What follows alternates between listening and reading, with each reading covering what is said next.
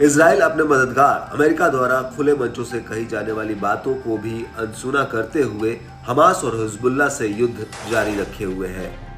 इस युद्ध में किसी भी पक्ष की तरफ से नरमी का माहौल ही नहीं दिख रहा है, जबकि कई जानकार समय समय पर कहते रहे कि इस युद्ध से अमेरिका को भी भारी नुकसान हो रहा है और इजराइल की भी हालत खराब हो रही है। आरोप ये भी लगे कि इजराइल के प्रधानमंत्री चुनाव को देखते हुए वहां के वर्तमान प्रधानमंत्री बेंजामिन नेतन्याहू युद्ध को जारी रखे हुए हैं, क्योंकि वो चुनाव में युद्ध का फायदा लेना चाहते हैं।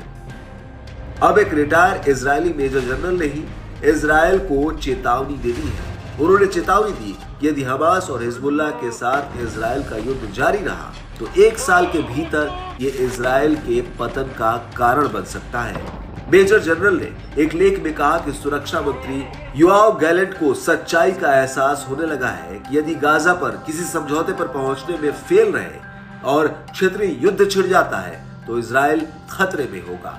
इजरायली सेना के गाजा शहर में प्रवेश करने के बाद गैलेंट ने दावा किया कि वे गाजा शहर और उसकी सुरंगों पर कंट्रोल कर लेंगे और हमास को हरा देंगे, लेकिन ये अभी उनकी पहुंच से दूर है।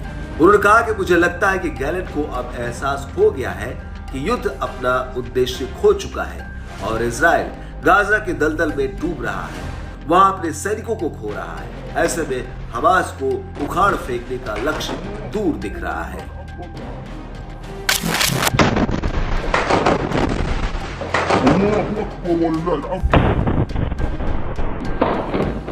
मेजर जनरल ने नेतन्याहू के बयानों को तो राजनीतिक और सैन्य दोनों स्तर पर इजराइल को विनाश की ओर ले जाने वाला बताया।